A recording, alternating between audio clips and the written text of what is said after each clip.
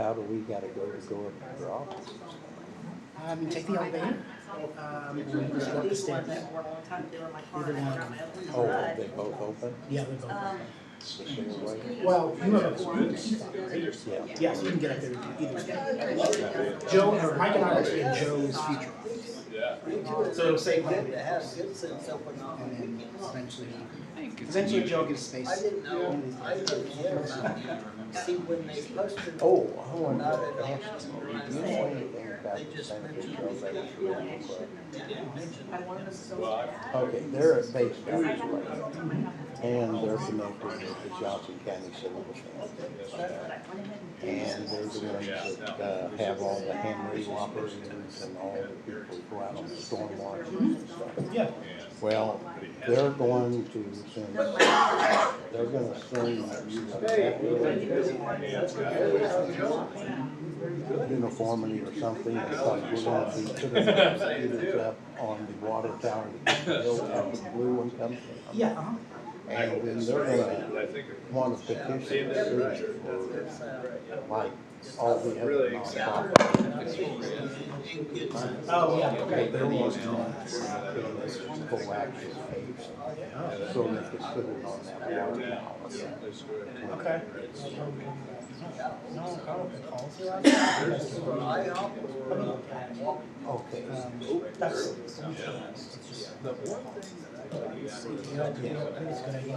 Well, yeah, and I talked to Mike about it, and he was they didn't want to do it before the first year, they wanted to wait till after. And they'll probably not want to do it because they're so busy now with the training session because of weather conditions coming up for storm spotting. So they probably will not send any better to you. That probably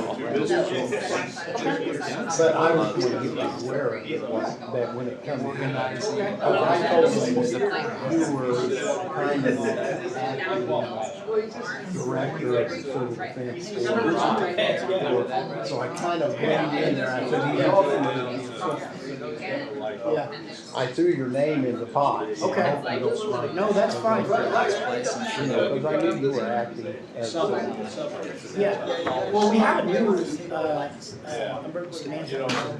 Trying to get this stuff for yeah, he's still getting figure out. So he came fresh out of Northwest Virginia. They have an emergency management program. She works a little bit with, I can't remember exactly. Until you're really on the other So it's side. the mark for second. And it comes this way, It's you're also so it's hard. Northwest Virginia section, something. So he's got some. Yeah, essentially. They will sort the tornado area over there, Yeah, I think it'll be great. yeah, they do. Yeah. You have so Joe, how goes it? that was open. How goes it? Cold. So It's cold. What happened? It was like 60 degrees. What happened? they'll put the sign up.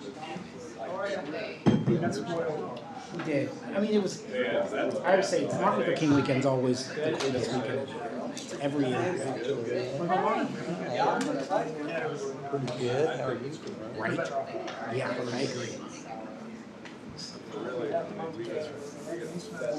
You knock on some wood because that means we're gonna get. Yeah, I know that for sure. Yeah, I was just thinking about a year ago when we had that crazy snowstorm. Sitting there watching. It's a little different. Yeah, it's because of what happened at that one day. So it's basically the upgraded version of 2G. Oh, I'm sorry. Oh, different. Well, it's your heart, sorry to hear about it, That dude's so busy, I can't keep up with him. but I I bet understand. you his phone rings Life does all the change. time. This week, oh my God, that poor guy. Chris. He's been, everybody's computers. Yeah, just trying to catch up. Which? Catch up. Joe, can you grab me a water bottle? I forgot. I got a sore throat. Thank you. Well, I'm doing fine. Everybody's doing fine. We're happy campers. Don't like the cold weather, but you're gonna not miss that after next weekend. And it's gonna be the coldest weekend. Yeah, you got your honeymoon, right? Yeah. I'll see you tomorrow. Yeah. That's like gonna be the coldest day of the year so far. Superior's like me. I mean, we're only good for like 4 Sarah has Sure. When guys get there, Yeah, you know, could figure out how to get Yeah, so you're switching Sunday to Florida.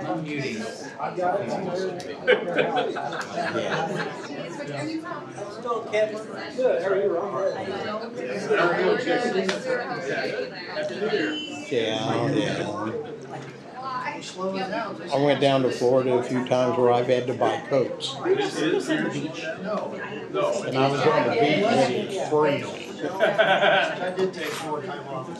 maybe some like leggings or something. I was gone 12 days. I know, we were like packing for the day. Oh, God, packing the jacket one day. Yeah, I went down there one time. My wife said, "We're going to Florida for your birthday." So we went down there and we froze to death. December 12th. We were down there buying coats. Went to Florida to buy coats.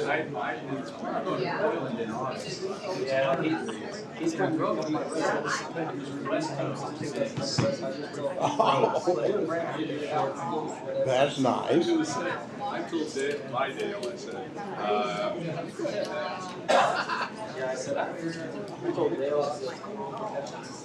down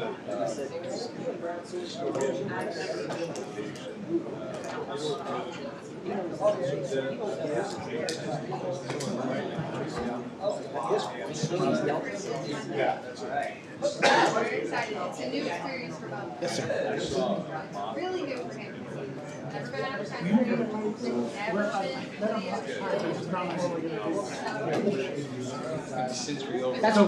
That's your what?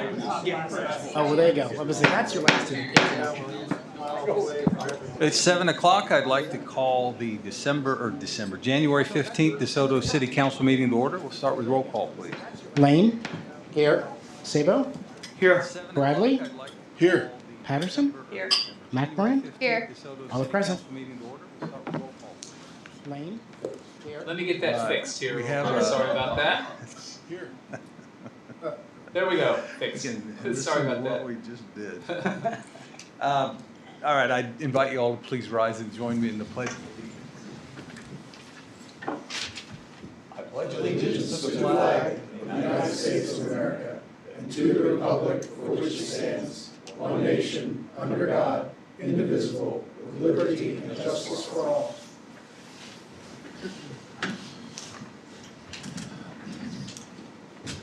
All right, our first item tonight is our consent agenda. Tonight on the consent agenda, we have approved the minutes from the December 18th City Council meeting, approved pay ordinance number 1011, approved resolution 2089 waiving GAAP, approved donation request from the Daughters of the American Revolution, approved quote with Sergeant Drilling for Well 8 rehab.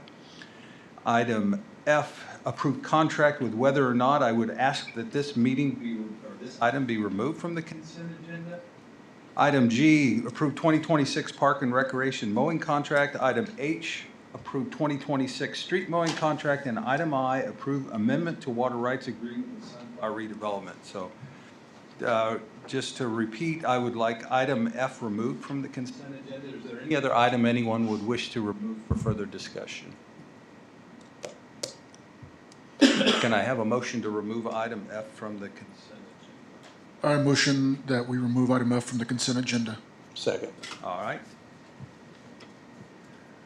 Well, we'll take a vote on that. All in favor, say aye. Aye. Aye. All right. Now we need a motion to approve the consent agenda as modified. approve the consent agenda as modified. Second. All right, we have a motion, a second. Any discussion? Roll call, please. Patterson, Yes. McMoran, Yes. Lane, Yes. Bradley, Yes. Sabo, Yes. carries. All right. Item F we'll take up at our next council meeting. Get a little more information on some other potential vendors for that item. Item 2 is call to public. Members of the public are welcome to use this time to comment about any matter relating to city business not listed on tonight's agenda. The comments that are discussed under call to public may or may not be acted on by the council during this meeting. There's a 4-minute time limit. Please stand and be invited to the podium. State your name and address when you get there. Anyone under call to public? Come on up.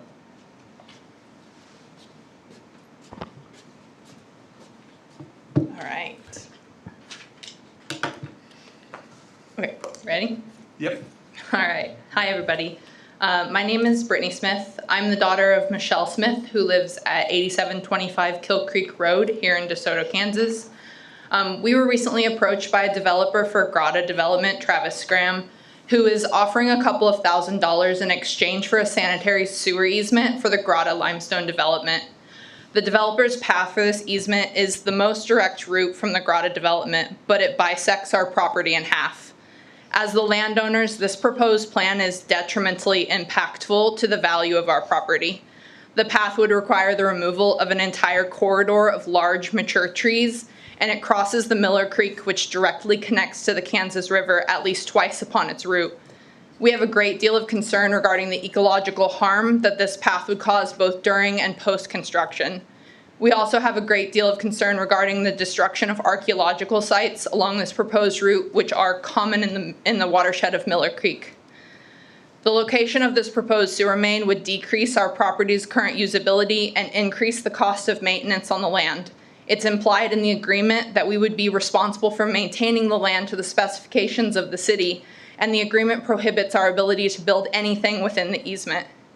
Finally, in order to connect our house to this proposed utility, we would need to trench hundreds of feet of sewer line and decommission our current septic system, all of which would be so cost prohibitive that we would not be able to afford to utilize this utility in its proposed placement. I understand Grotto's need for a sewer system and that services its development. However, the proposed plan seems to be only beneficial for Grotto, and any benefit to other community members is accidental at best. Our neighbors to the south have a newly installed septic system, and like us, our neighbors to the north would require hundreds of feet of sewer line to be trenched to utilize the system.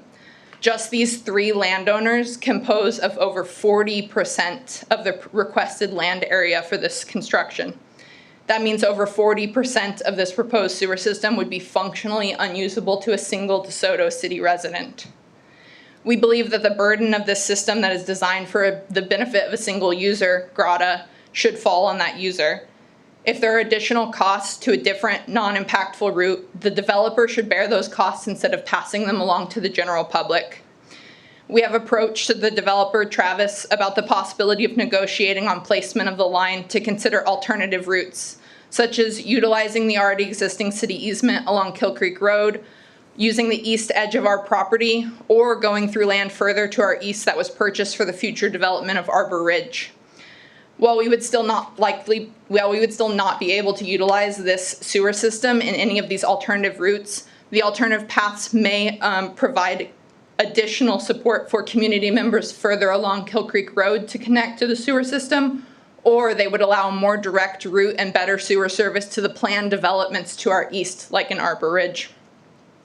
Travis has been unwilling to discuss these options with us because they would cost him more. Additionally, we feel that he is using the city council as a hammer by telling us that, quote, the city has agreed to assist us with easement acquisition up to and including eminent domain, essentially stating that we either agree to his terms or he will use you, the city, to force the arrangement on us. I'm leaving you with this statement along with maps of his proposed sewer alignments and our highlighted alternative suggested routes. I would implore the city council members to review the proposed sewer plan and discuss with Grotto to seek alternative routes. And I also ask you to protect the long-term community members by dismissing this threat of eminent domain or condemnation, while there are surely alternatives that are less impactful to community members. We are willing to work with the developers for the betterment of the community, but not under threat of land seizure and not at the highest impact and the lowest benefit to us. Thank you. Thank you, Brittany. If you guys want these. I'll take it. Thank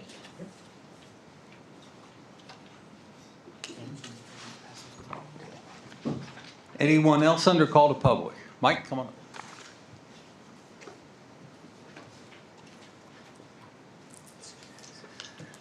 Hi, I'm Mike Caldwell. I live at 8412 Corliss, and I'd like to give you a few things. I want to talk about that Corliss Trail.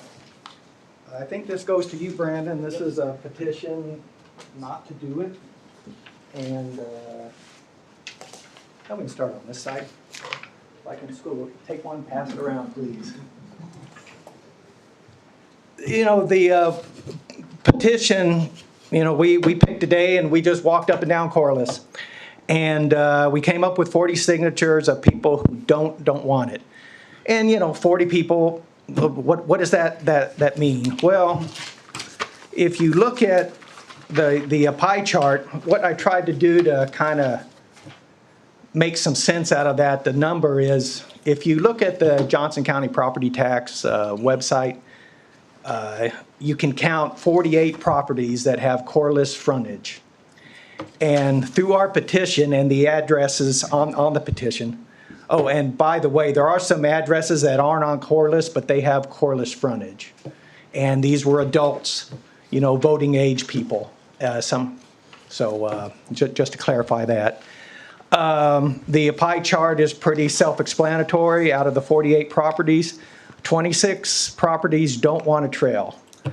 One didn't want to sign the petition because they wanted a little sidewalk like in Prairie Village.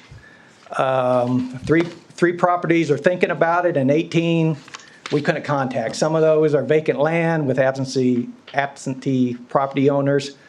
The Roman Catholic Church owns a big chunk at the end of Corliss. I wasn't going to try to track them down. The most interesting thing that came out of this whole exercise was just talking with people on the street. There's some switched on people who live on Corliss, and a lot of good ideas. I'm not going to go through all these bullet points, but this is just what people brought up as objections to doing this. And, you know, it wasn't just, I don't want it in my yard, I don't want to mess up the yard. It went further than that. And kind of as an aside, I'm not going to go into it here, but this conversation also led to what they thought of was happening in the city in general. And just to summarize that, and I'm happy to talk to anybody about it offline, there's not a lot of happy campers on Corliss on what's going on in the city. But probably the first bullet point was, I found that very disturbing because, you know, as soon as we started talking about it, people would go, what trail? I don't know anything about it. And how can they do this without talking to me? And that just set off a whole line of conversation.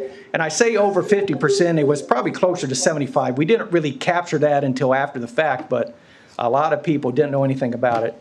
A lot of folks walk the road. They don't think traffic's all that heavy. And with little common sense, paying attention, walking on the correct side of the road, it's not an issue.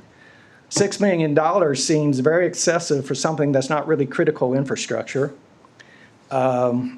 Corliss Road itself needs some work, you know, fixing the paving work, some drainage issues, maybe some speed enforcement. And along with that, a few people said, well, just put in some speed bumps, which seems like a popular answer. A few folks brought up, instead of building, you know, we can always build trails. We can build trails 50 years from now, but there's only so much green space. And once it's gone, it's gone. So in their minds, we should be buying that up while we still can, instead of building a trail like this. Or we're gonna end up like Overland Park with apartments and houses and retail centers everywhere. We won't have any green space. The easement situation along Corliss, I don't know if you all have looked at the property maps very closely on that, but some places it's really wide on the west side and non-existent on the east side, and you just work your way up the road and it seems to go back and forth. There's property owners on the east side about halfway up the hill who claims that their property goes under the road and they actually own on the other side. So I don't know how easements would work on that. And lastly, people weren't confident that the job would be done transparently, properly, and within budget.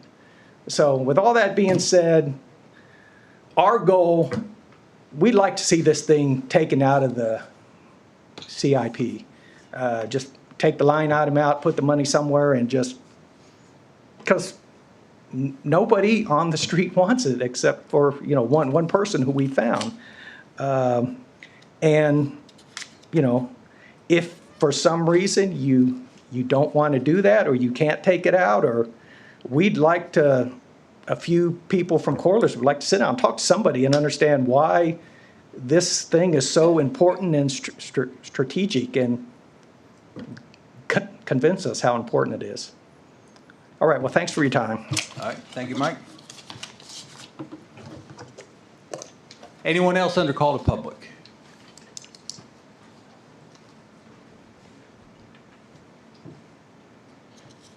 All right, we'll go on.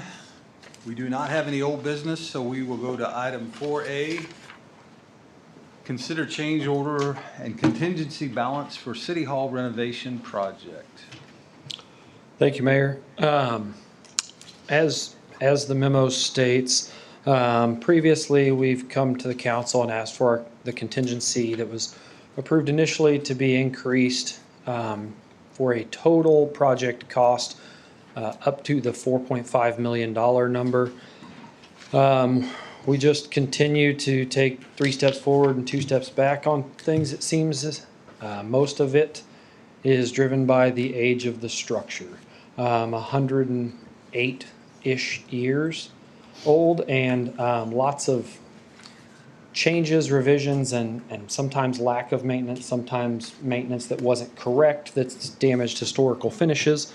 The change order that's associated with this is one of those. The stairwells have been painted, Lord only knows how many times over the last 100 years. The exterior walls, due to the type of construction of this building, are designed to basically absorb moisture and then disperse that moisture, sweat it out. There is no weather resistive barrier as if you would think of on your current home. This is very common in historical buildings. That has led to the paint on the lower half of the wall, due to one of the painting types that was used over the years, largely bubbling and flaking off. As that has been cleaned off, the contractor has done everything they can to get the paint scraped, removed without damaging that original brick pattern plaster. The number of layers of paint still present in certain areas, as you can see in Exhibit B, really provides a really poor finished surface. One of those, that white wall there, that was an attempt to use a high build primer to kind of soften those edges, to hope that that would be the most economical and, you know, time saving measure to get a suitable finished surface. That did not provide much relief at all, just due to the sheer number of layers of paint.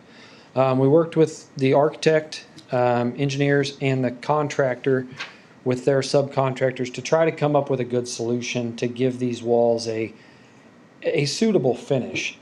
These stairwells, as you're walking up them, you're going to see them front and center every time anybody ever comes to City Hall, goes up these stairwells. We tried, like I said, the high build primer. We tried a drywall skim coat with a replicated brick joint in it. It really didn't hold up well at all. And finally, the most suitable solution I think one of those pictures shows it in the corner, Mike. I think it's that last one. We did a plaster skim coat in that top right corner where it's uniformly colored. And they were able to tool the brick joint back into it to match the original finish of City Hall. That process did come with an additional cost just due to the additional amount of work. That change order amount, as you can see, is $6,839.80, which brings us to the next issue where our previously approved contingency budget or balance, we have a remaining amount of $4,327.12. So we don't actually have enough contingency currently to even cover this change order. And we haven't started phase 2 of this project yet at all. That will be starting Monday, which is the first floor. Due to the first floor being previously finished and the scope of work being much less, we do anticipate a lower amount of hidden gremlins, we've been calling them, in the building. So you'll see I did the calculation there. The previously approved contingency amount, I worked with the contractor to get a value, how much of their cost was associated with phase 1 versus phase 2. Previously approved contingency at its fully exhausted amount comes to 16.7% of the value of phase 1 construction, which is largely second floor and garden level. We're requesting an additional $100,000 in contingency funds. This would come out of the CIP as outlined previously by Mike. That comes out to 14.1%, so a 2.6% reduction. The contractor feels comfortable with this. We feel comfortable as staff that lowering amount will allow us to continue the project. In speaking with the contractor, without a contingency budget, every change order would have to be voted on in open session by the city council.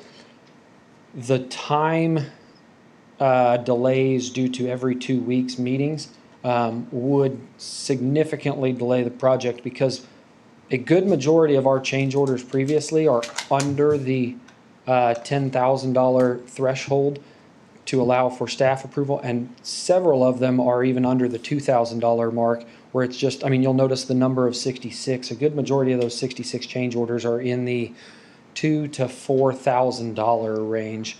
And if we were to have to bring all of those back before council, it would significantly delay the project.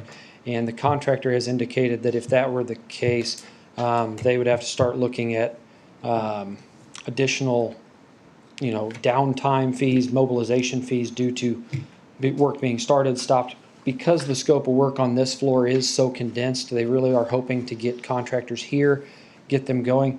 I'm trying not to portray this as a blank check. It would still be well within the purchasing policy. We would still bring all change orders back for council approval.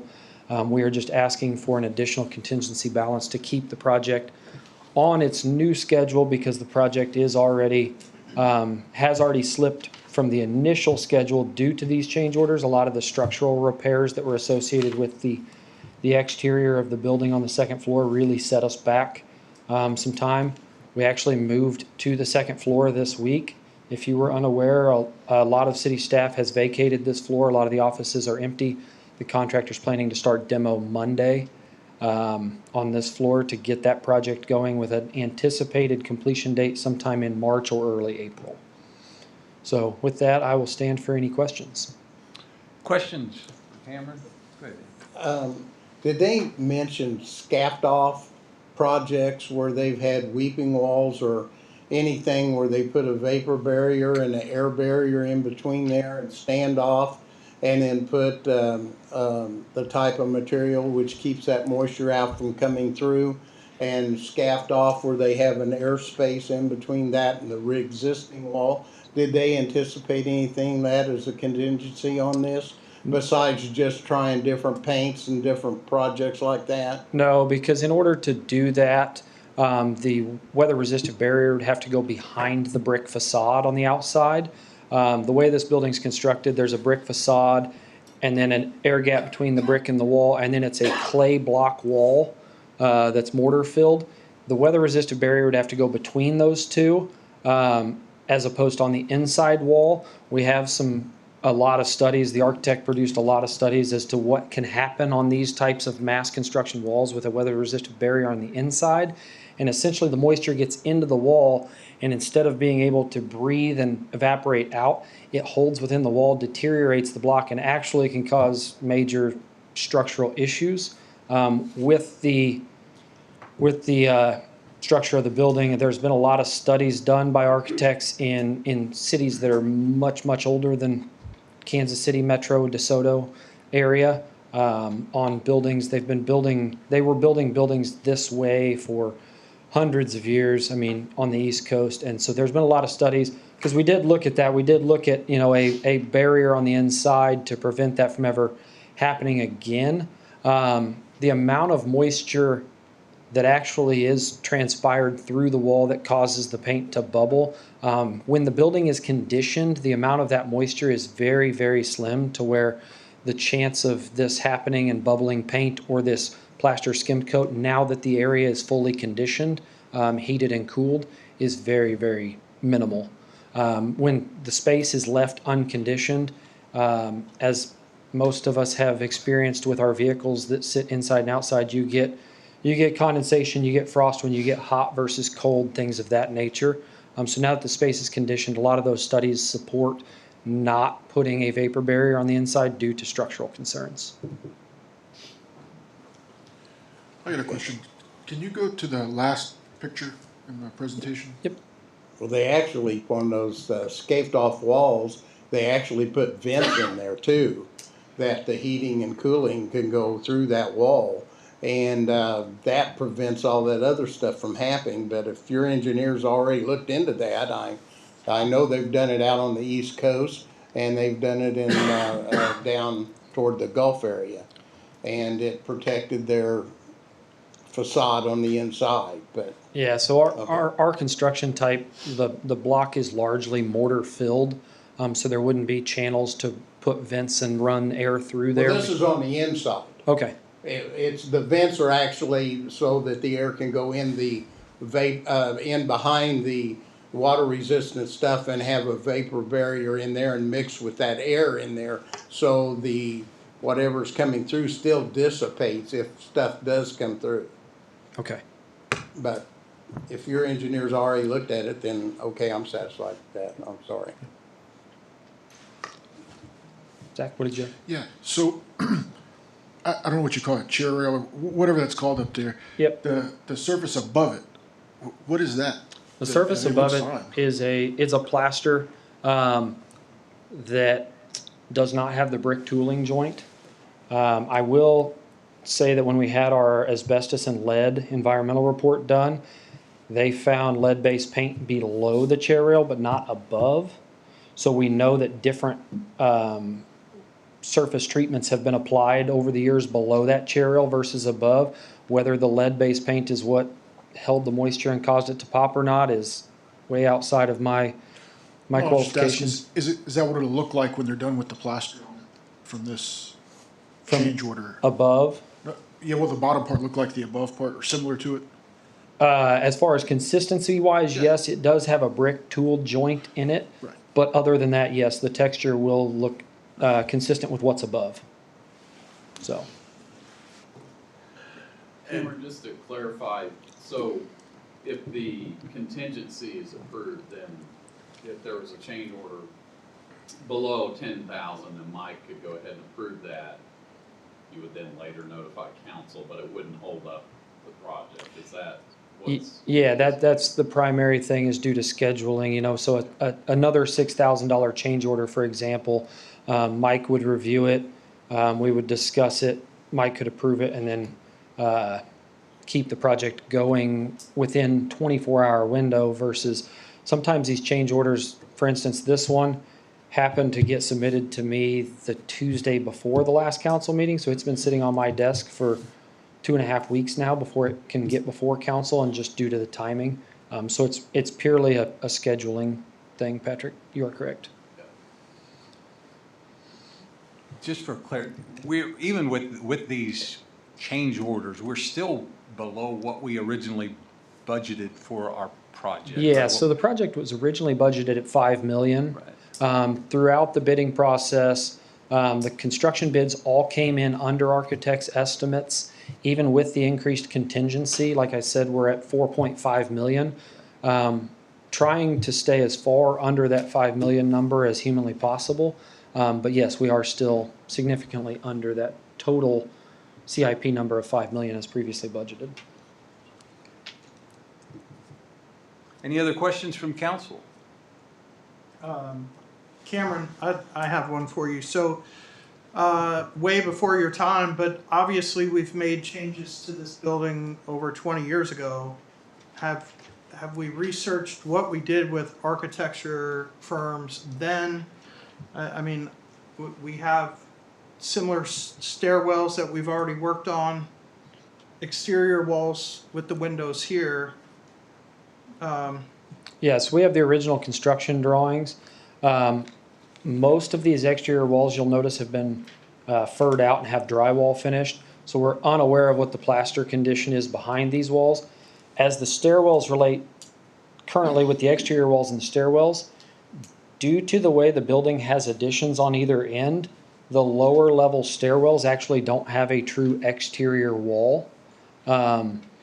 Because there is conditioned space on the other side with the maintenance wing and the community center wing. This is the first stairwell exterior wall. We did notice whenever we were upstairs before the exterior walls were furred out on the second floor, part of the reason those exterior walls were furred out was due to the extensive repair that would be necessary on the plaster walls up there, because they were in sometimes worse condition with plaster actually falling off. As well as the paint substrates like what we're talking about here in these stairwells. Okay, I kind of had some of the same concerns as Danny, so thank you. Yep. All right. If there are no more questions, are we ready for a motion?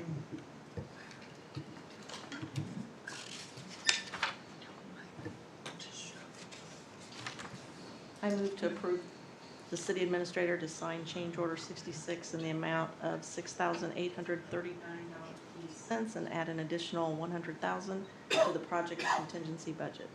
All right. We have a motion and a second. Any discussion of the motion? Roll call, please. Lane? No. Sabo? Yes. Bradley? Yes. Patterson? Yes. McMorran? Yes. Motion carries. All right. Item B, consider amendment number 1 to Stormwater Improvements Agreement for 89th Street east of Kill Creek Road. Yep, thank you. So back in May, we approved an agreement with Johnson County to fund a preliminary engineering study for 89th Street. If you've been out there, 89th Street east of Kill Creek drops down pretty quickly into a valley with an undersized culvert. During the heavy rains, not only does the street flood, but the potential for the 2 homes on the south side can flood too. So this project was identified some years ago when the county started doing watershed studies, when they went to a watershed model. So it was identified by the county as a potential project. And so in April of last year, we entered into engineering agreement with Milburn Engineering to do a preliminary study on it. And originally, I think their cost was around $32,800 to do the study. As we got into the study and trying to meet the county's requirements for the submittal for approval, there was a lot of additional engineering and work out of scope that Milburn Engineering had to do.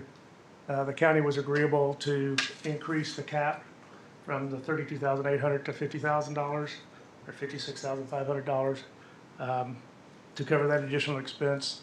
The county will reimburse the city 75% of that cost. So our total cost for the project would be $14,125. The additional amount with Milburn Engineering is just a little over, well, it's almost $6,000, $5,925. So this agreement with the county modifies the original cost up to $56,500 to reimburse the city 75% of that cost. And so tonight I'm asking for council approval for this amendment. Questions for Joe on this item?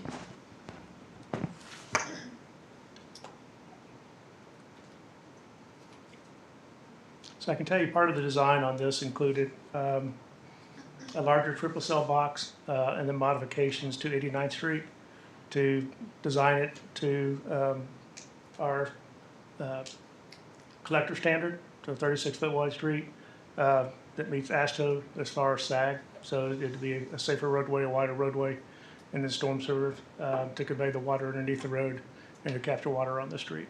So it would be built to our city standard for about 800 or 900 feet.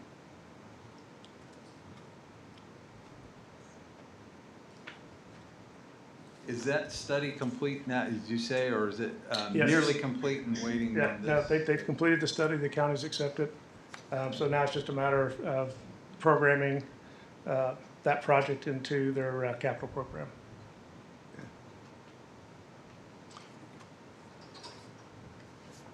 Any questions?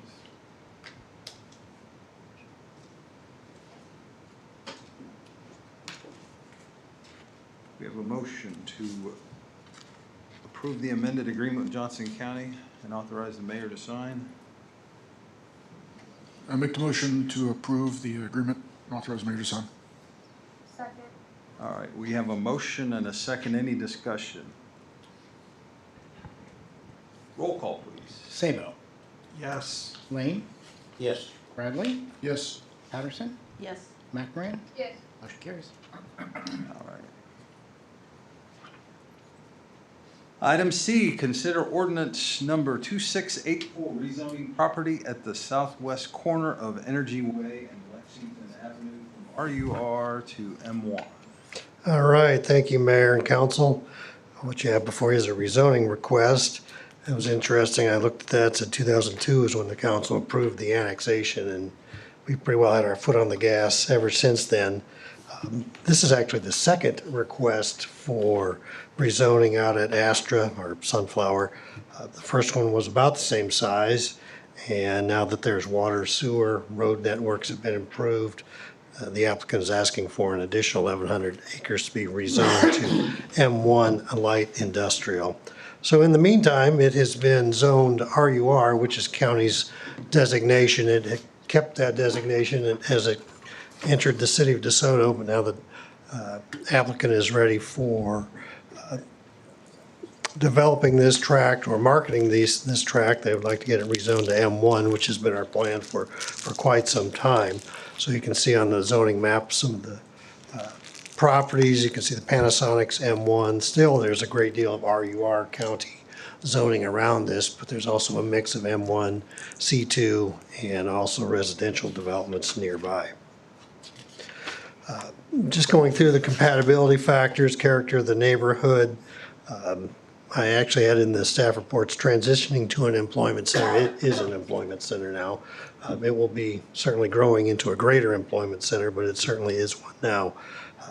So this project's been high profile since the Panasonic announcement. Roads, water, sewer, everything's improved. And once again, this tract is ready to be rezoned and marketed and started to be developed. Also, the applicant did submit a great deal of information. It's in your packet about the cleanup efforts. So this property has also been cleared for the standards that the Army has for cleaning up these tracts.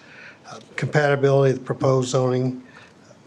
It's been noted that the proposed zoning will recover of site plans, developments, traffic studies, all sorts of things. So don't want to just sort of gloss over a lot of these things, but all the processes that we have applied to the Panasonic plant and also the other developments still apply to all this, and those will be strictly adhered to as we move forward. The length of time the properties remain vacant as zoned, it's been under cleanup for quite some time, and once again, as I mentioned, it's been cleared for development. Extent what there's a need in this type of zoning.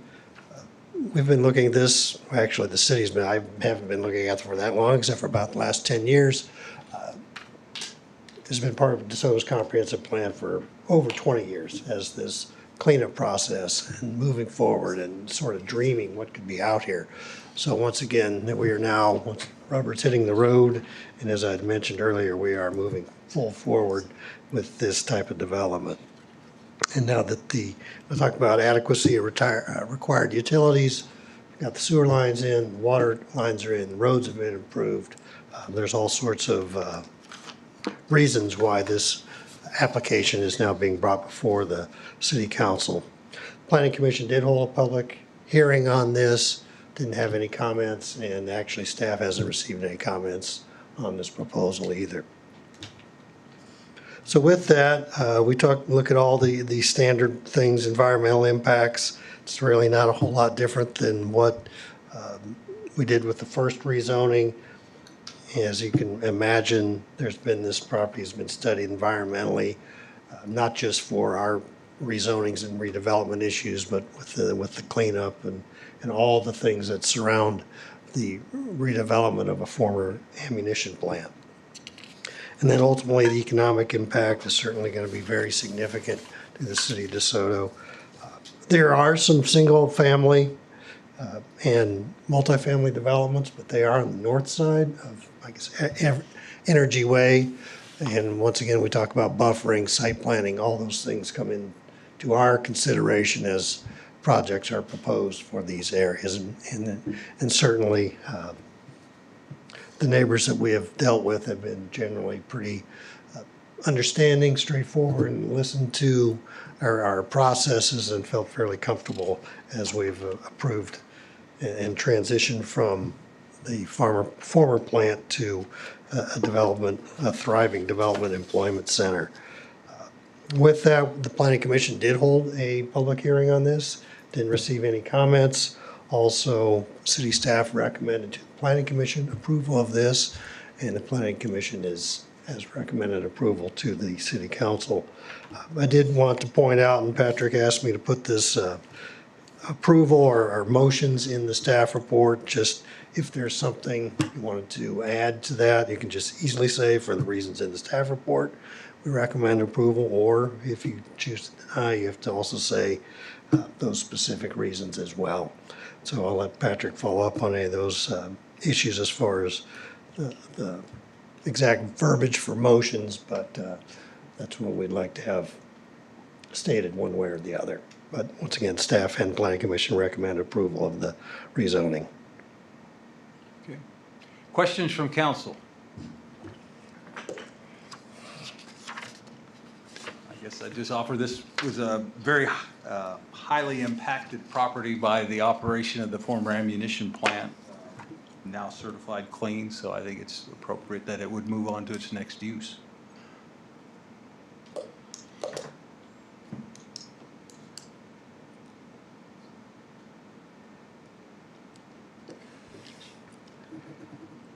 Is there any provisions that on adding to this in the future, that we add green spaces in as a request in these areas? Well, so I think the overall plan for, as you know, the Sunflower Ammunition Plant, the green spaces are that 2,500 acres that was or is in the process of being deeded to the Johnson County Parks, primarily the unimpacted property. So, I mean, much of what we are proposing that would be developed in this light industrial manner is what was formerly fully utilized for the ammunition plant, and probably less suitable for green space or other uses. It's most suited for light industrial uses that are proposed. So every plan will have landscaping required in certain elements, but creation of there are lot coverage requirements as well, so you can't exceed. So green space would be limited to lawns or something similar to those lines, not restoration of native. I'm not sure if that's what you're looking for. I mean, it's all going to be developed in accordance with our zoning regulations, which has requirements relative to stormwater detention, lot coverage, parking, the lighting.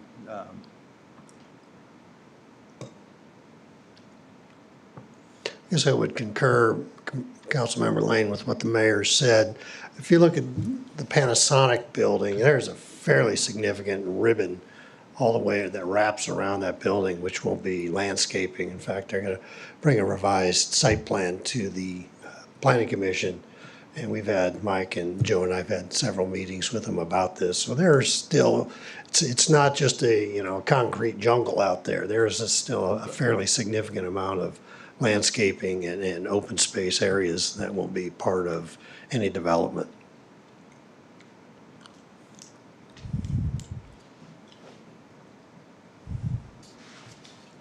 Questions on this side, comments?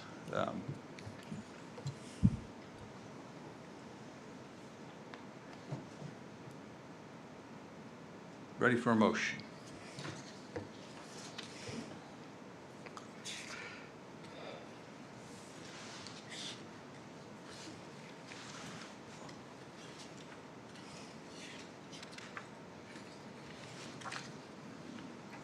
A motion that we approve the item for the reasons stated in the recommendations. So we have a motion to approve the item, ordinance 2684, based on the reasons stated in the report, and a second. Any discussion of the motion? Roll call, please. McMoran. Yes. Patterson. Yes. Mayor Walker. Yes. Bradley. Yes. Sabo. Yes. Lane. Yes. Motion carries. All right. Item D. Receive initial presentation for a travel center development at 103rd and Evening Star Road. Yes, Council, we've received an incentive application for this property for a travel center.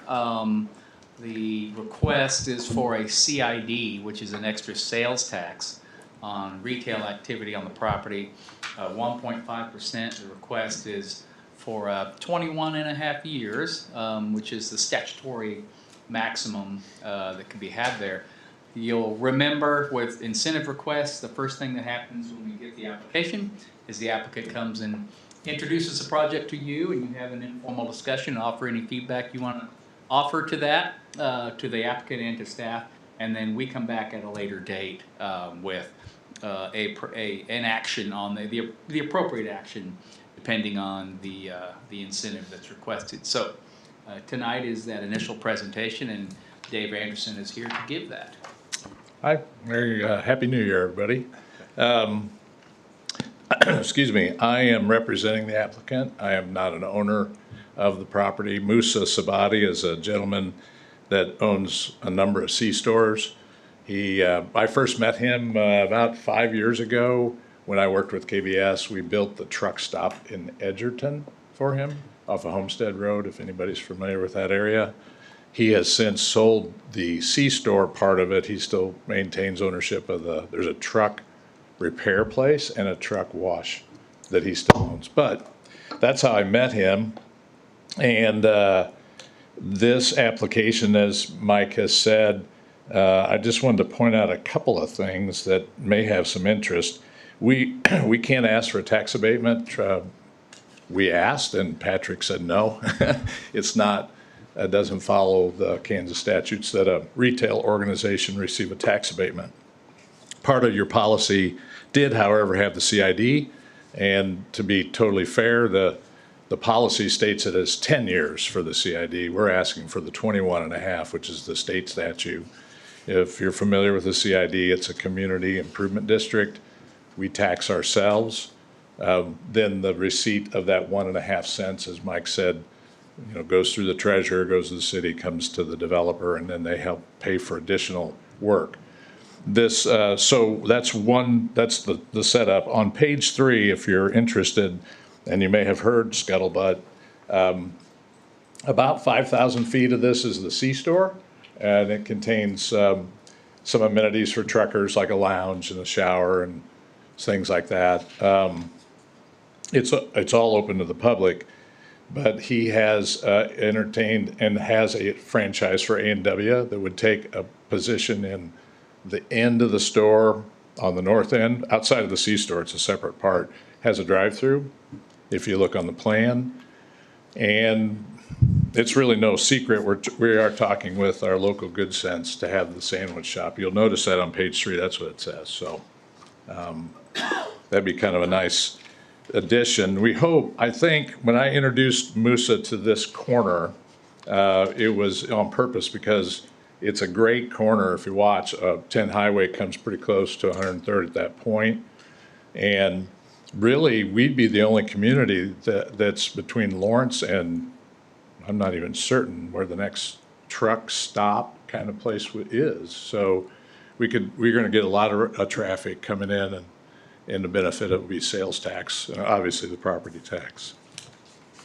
So yeah, on page 4 or 6, the CID is the primary benefit for us to make this project go.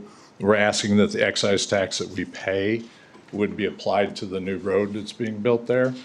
And Patrick, we have sales tax on material exemption. Can that still be worked into it? Yes. Okay. We're also asking for that. And I mentioned here land costs and development are high, and land acquisition was high, and it's a very competitive business. The parcel, if you go to the last page, I think that's what I want to show next. On the far western side, you see a little dashed line. That's actually a creek. So it's going to, yeah, it's sort of hyphenated and goes all over the place. Oh, here. Yeah. Oh, I'm not sure what you guys are looking at. That.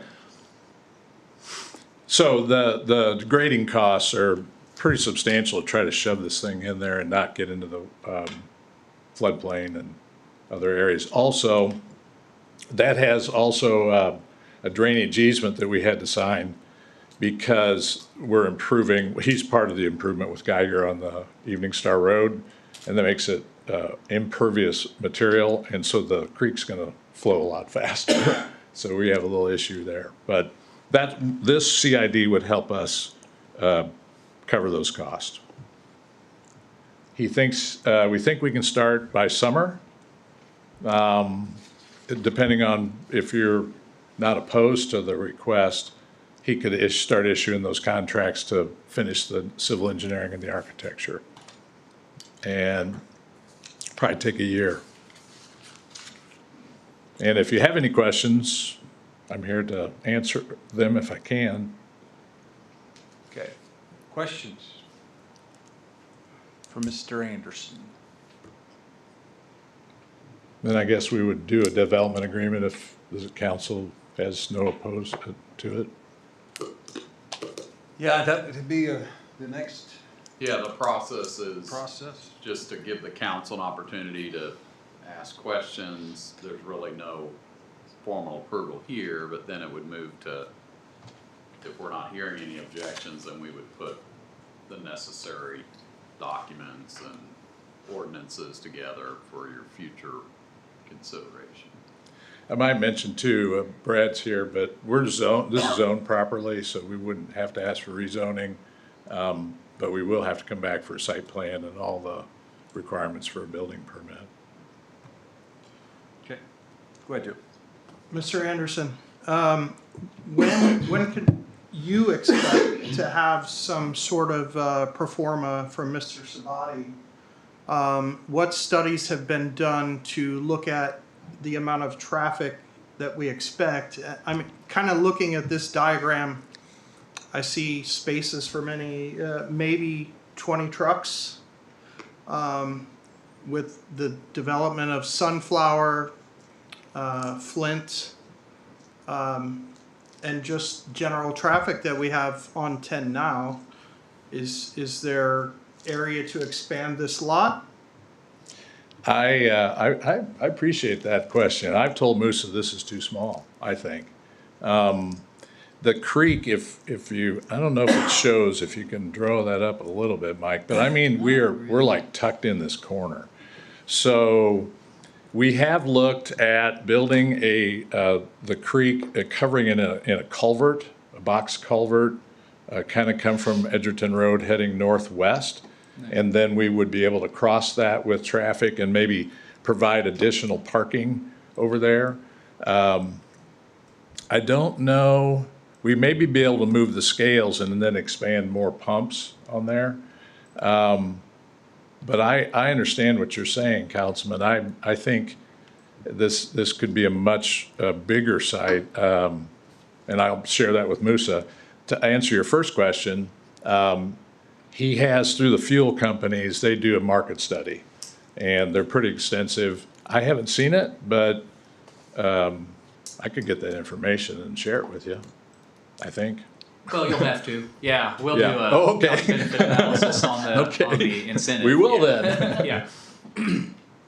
And in some of that vein, in discussions with the staff, Jeff White has already been brought on board, and Moose has submitted all the financial information, and whatever Jeff's asked, he has now. Yeah, so a couple things that our financial advisor does. First thing he does is look at the applicant's financial viability, whether he has the wherewithal to do the project. That's the first step. And then the second one is this cost benefit analysis, and that's when he looks at the market study and the profits and the rate of return, and make sure that the rate of return with the incentive wouldn't be out of line with the industry standard for a rate of return on a similar type development. So that's part of that. I think, I'm just going to make a comment, but I think it's going to be 100% to the benefit of the city, because there is no retail sales tax, and we're getting only the tax that we increase, if you allow us, to increase upon ourselves. So you'll get all your money and property tax. There's nothing other than allowing us to use in my opinion, to use the excise tax for the road instead of putting it into your CIP. That's the only thing the city's Sales tax giving. on building materials as well. Yeah, you're losing there. That's true. That is true. But yeah, that'd be, I'm great. If we have to show it to you, I think you're gonna see some pretty crazy numbers come into the city. I have a question for you. So, being as I also think it's probably a little small, given potential for future development, once, if it's approved and it's determined that we need more service and another competitor, say, wants to build over there, if he's undersized and he can't expand, do you foresee any opposition from your client to? Oh, yeah. Yeah. I mean, I know he will some, but Sure. I guess what I'm getting to is it's kind of small. Yeah. And if he can't support what's needed, you can't really. I know, you can't argue it, Councilman. I think you're right. The one thing that we found down in Edgerton is the city incentivized through a TIF, and then they attracted another travel center right across the street, which Musa had a lot of capacity. You know, that's all that Homestead is trucks going to the intermodal. So it really weighed down. Quick Trip came, I don't know what that is, about 3 miles to the east at Gardner Road, or whatever that's called now, and that he saw a drop in his traffic. So having too many too close, that's the key, is the close. You know, we looked hard. I helped him make a proposal on Edgerton Road, where it'd be on the northwest corner of Edgerton and 95th, where there's a house there now, but that lot's too small too. So he owns all 38 of this. So your point is well taken, and we could expand, and I'll tell him, I think what we could do is perhaps show you what we have done for, say, phase 2, which would be to the south. And I agree with both of those comments. I told him, I said, I just think it's too small with what's going on and what could go on. And Dave, is Geiger building south of us? Yeah, and they're building the road. Yeah. Are they building it to accommodate yes. what you've just presented on? Right, yes, they are. We talked to the city on, you know, all the dimensions of the road, the right-of-way. There's an Evergy project coming up that road too, and there's easements across there. I guess I'm going to say the traffic analysis was done by Geiger's engineer, Schlegel. And so, yeah, everything's been engineered. Now, I will tell you, I'm working with both of those guys to try to put something in between them that's more of an industrial warehousing type base, which only adds more trucks. And this is the other good thing, I think, for the community. You have these intersections and, you know, there was a comment from a development that's one of these intersections on 10 highway. And you know what goes at an intersection on a highway? Some type of travel center or a C-store. And the other ones, well, you know Kill Creek, Edgerton's kind of that's a real difficult site. There's a lot of rock, you saw all that. Neighbors aren't too happy. We're out in the middle of nowhere, and we're really close to the highway. I mean, you're right there at 10 Highway. So this is really a good site. Just a personal request, can you do Chick-fil-A instead of A&W? I'll ask. Yeah, I think he's got it tied up. I have a quick question. I couldn't tell on the map, and I can't think. As far as residents in that area, where are they located and communication? Yeah, Councilwoman. So the Musa owns those two that you have there. That is part of what we bought. You can actually see the Geiger site down one more, right there, right there. And then the closest neighbor is over to the west there, Mike. No, we own that property. You own this, okay. Yeah, that one. Okay. And then there's two other houses, and both of those, all three of those people came when G.W. Weld and myself came for the annexation, and we've spoken to them. There are other neighbors if you go all the way down Edgerton and then turn. There's one, and then there's half a two dozen more. or so along there. Yeah. Right. It's as sparsely populated, I think, as you can get, and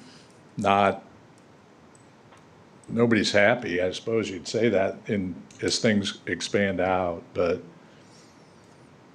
certainly not the people we bought it from said they wanted to get out. And we were their exit strategy.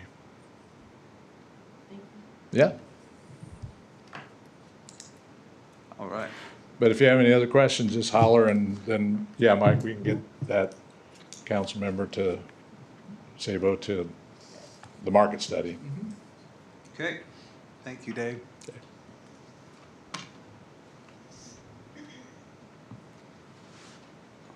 All right, no executive session, so we will go to advisory reports. City Administrator. Nothing this evening, Mayor. It does, other than it does seem like we've narrowed a couple of dates for the data center tour. So I did send out calendar invites for that. So the priority date, I'm gonna get this wrong if I don't look it up here, would be February 23rd. Oh, yes, February 23rd with a backup on the 16th. So check your inboxes for those two calendar kind of save reminders there. Okay. And that was it. All right. Thank you. Thank you. City Attorney. Nothing for me. All right. Brad, anything for the group? No comments tonight, Mayor. Thank you. All right. Joe? Nothing for tonight. Okay. Brandon? I'm sorry, I did have one. I sent out an email to council members. We are looking for members for the community center master plan, the steering committee group. We've kind of locked in staff. We have representations from the park board and the school district, but we're looking for council members. And then if you have any suggestions on the plan for the steering committee, we have two slots that are open for the public. So this could be, if you know anybody in the community that might be interested, I will take names, and then what I will do is I will blast out an email tomorrow and see if anyone's interested. I know Councilmember Bradley had mentioned he was interested in serving on the steering committee, but I wanted to make sure that everyone on the board had an opportunity to express their interest. Okay. So if you're interested, respond to Brandon. Anything else? That's all I have. Okay. council comments. We'll start with Danny. Nothing tonight, Mayor, thank you. Victoria? Rhonda? Nothing. Zach? Yeah, I wanted to talk about what you and I talked about, Mayor, with the potential for upcoming town halls for the community. Essentially, when I talked to the mayor about it, my proposal was that, when we have our city council meetings, we're limited on time. We got a lot of city business to take care of. And it's, 4 minutes isn't a whole lot of time for people to express themselves or talk. Although I do appreciate when our citizens come up and tell us what they want us to hear. I think they need more time. I think we need more time for people to talk. So my proposal was that we have a town hall where there's no city business conducted, so we wouldn't need a quorum and we wouldn't need staff support. Because I know you guys just love coming to these in your time off. Anyway, the point is, it would be a time for citizens to come talk to us. It would be loosely agended, really more like guided discussion topics. We'll talk about a few things, and most of the time would be for the citizens to express themselves and ask questions, to be more interactive than we have the opportunity to be at city council meetings. And the mayor put together a really nice written out plan, more than my rambling here. And I appreciate that, sir, and I'd like to propose that we review yours if we can. Okay. And go with it. All right. Can you pull that up, Mike? I think I emailed you a copy. Yeah, you can do that. So I was,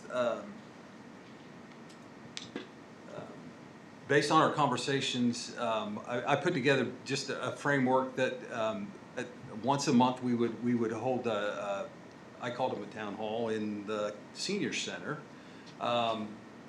Reserve maybe 10 or 15 minutes at the start where the governing body members that are there would share items that we're currently working on and topics of discussion, but the remainder of the time then would be just open conversation from those that show up and choose to share back with us. So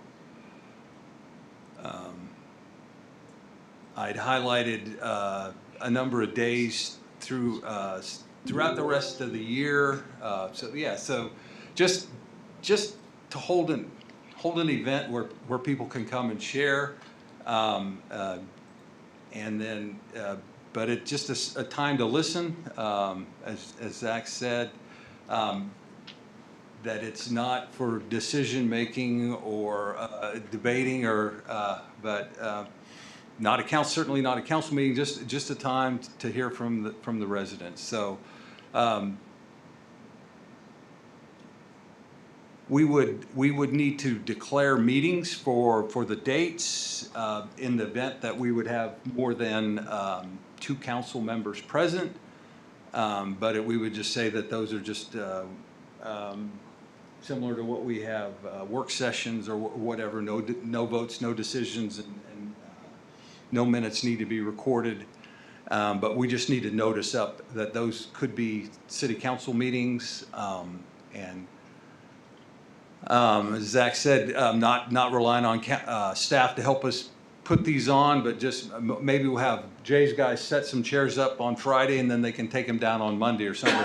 That's the level of assistance that I think we need. But just time for coffee and conversations, or if you don't like coffee, bring your what other beverage that you might choose, but just come and share. No alcohol. It is not a common consumption area. Right, it's not a common consumption. Yeah, I got to be careful in my word choice. So I think that covers the highlights of what I had presented. And as nice as the senior center is, we have that really nice new conference room. And we could, yeah. Nice to use. The only thought with the senior center is a little closer to the edge, right? Easier to access. And the other thought that, based on attendance, that we are about to have new space available down in the garden level, as we call it, a community room. So remodeling what was the Arts Council room and a new community room, and that is immediately adjacent to the ADA ramp and an outside door on the front side. So depending on interest and attendance, that I think could also be a great room to host it in, but obviously it's not available yet, so we can't promote it as that. But Yeah, there's great space upstairs that we could take advantage of So are as these well. the dates, once a month? then? Yeah, so the green dates, what I've highlighted, the blues are the council meetings that I pulled out. And then the greens are the dates for the meetings. And I didn't include any in November because I think that last weekend, I think that falls on the Thanksgiving holiday, and then December is like the Christmas weekend, and probably not the best time, but if there's a need, you know, that's the other thing. I've got these laid out as monthly, but if we determine that, you know, a more frequent meeting schedule would be beneficial, we can certainly adapt as we get this. But let's get something started so that we have something to work on going forward. And then if we need to add more meetings, we can certainly do that. And then if it's beneficial to rotate these as well, they don't all have to be here. I mean, you know, I'm sure the Baptist Church would love to host it in their fellowship hall, or the Methodist Church, or, you know, move it around the community a little bit as well. I mean, another idea. So After seeing the new fire station, that's a or really the, nice right, conference room there. too. Exactly, and it would be that would be a great opportunity then to show off the new fire station, have the meeting, and great thought, Zach. Yeah. I wonder, just thinking about this, because I wonder if we could maybe agree that there would never be a quorum at these events, because unfortunately under COMA, if you notice a meeting and that date comes and you don't have a quorum there, you can't conduct any business at all. I mean, you can't even have discussions among the council members of Well, there has to be some mechanism that we can all meet with the public. I don't know whether we notice it as a meeting or not. I mean, that's the point. I mean, for crying out loud, if you can't hold the town hall and not know, 6 months in advance who's going to be there, there's something wrong with our state laws. Yeah, I mean, I agree. It's just, I just want to make sure that because the elements of a meeting are, you have a quorum, there's city business discussed, not acted on, just it's a discussion, city items discussed, you have a quorum, and that constitutes a meeting that is subject to COMA. So if we made it such that council members alternated attending these, but there was never a quorum, I think you could do exactly what you're talking about, because then it would never be a meeting. It would just be an informal information gathering. Do all council members have to be present for work sessions? Or can it just be 2, or can it be 5? For works, it's the same thing with a work session. Right. You can't, if you don't have a quorum, you can't do anything. Right, so it's the same, a work session's the same as a council meeting? Pretty much, yeah. It's just you're indicating in advance that it's a work session, we're not gonna be taking action on anything, but it doesn't change the fact that it's still a meeting. So. Okay. It's just, and I know it's antiquated, but the theory behind it is, hey, if you're gonna have a quorum assembled and you're talking about city business, the public's entitled to be noticed that you're having that meeting. Right. And then if you, let's say that date comes and you don't have a quorum, you can't do anything. You can't. Well, we wouldn't done anyway. That's what I guess I don't get. All right, so there was no official meeting then, but there's nothing to prevent people from having a discussion with whoever shows up. I mean, I don't. It's just the quorum thing, but we can study it. I just wanted to. Patrick, can you remind us how many is a quorum? Does it include the mayor? Is it just Yeah, three it's council members? 3 council members would be a quorum. Yeah. But 2 council members and the mayor is not a quorum. Yeah, I just didn't want to have to make it like we got to schedule something. It's I want to make it as flexible so that when people are available to come, and if you can't come, then that's okay too. Right? So if you have a quorum there, we can have the open discussion.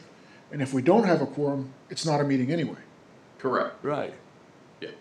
But the problem is just saying, well, we're going to schedule these, but there may be a meeting or there may be not.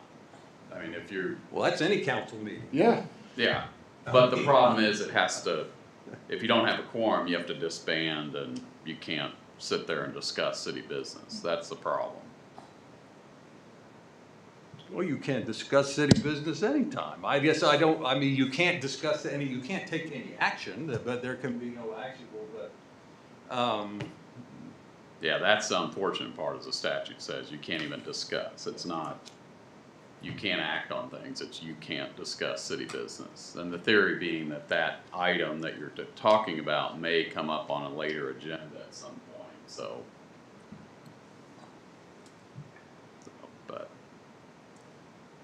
I'm not saying we can't, I just wanna raise that so we can study it some more and make sure we're all in adherence to COMA.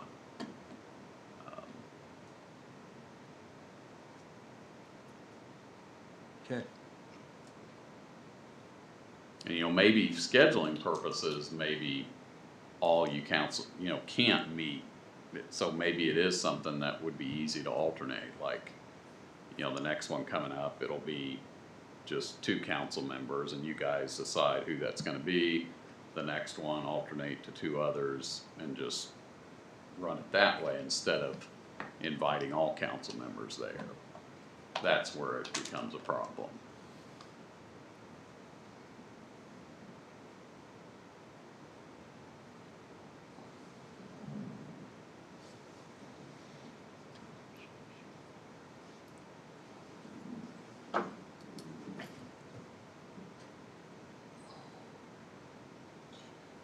Well, that said, you said you'll study it some more? We'll take it up Yeah. at the February 5th. I mean, we still have time to notice up for a meeting in February and figure out, what we're gonna do.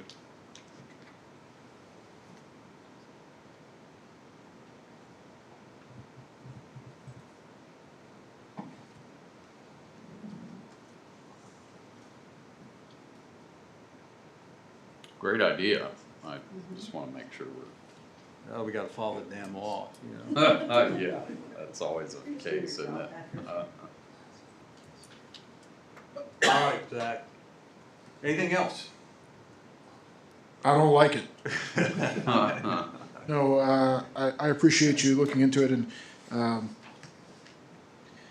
if legislative action needs to be taken, I guess that we can approach legislation, see about it. So. Anything else for the group tonight, Zach? You good? Joe? Nothing this evening. All right. Every year, have typically often bought a table at the Greater Kansas City Mayor's Prayer Breakfast. It's in Kansas City at the Convention at Bartle Hall, the Grand Ballroom. Brandon, did you get the email on, I'm trying to, it's like February. Yeah, I didn't. Pull the calendar back up, would you? I'm certainly happy to coordinate that, but I don't think I just want to, if there's interest among the council in continuing that and attending that, I need to get you the date before you might have any idea whether or not.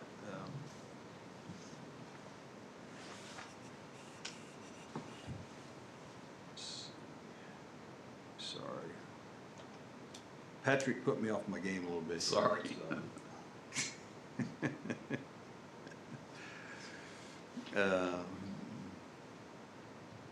It's like February 19th. There we go. Thank you, Mike. Yeah. February 19th. So that is a Wednesday. Is that or Tuesday? Thursday.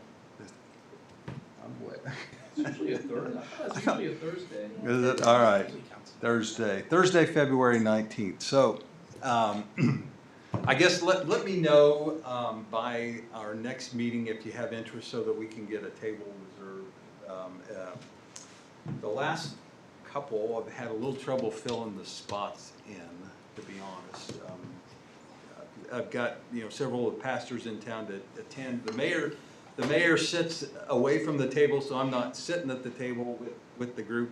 I'm with the group of other mayors, so it's a group of 8 to gather, and it's a challenging time at first thing in the morning on a Thursday for a lot of people to make, so. If you would let me know, I'll get an email out, or I'll have ask Brandon to get an email out on that before our next meeting. I think that's all I had. So I would entertain a motion to adjourn. I move we adjourn. Second. All in favor, say aye. Aye. All opposed? All right, we're adjourned. Thank you.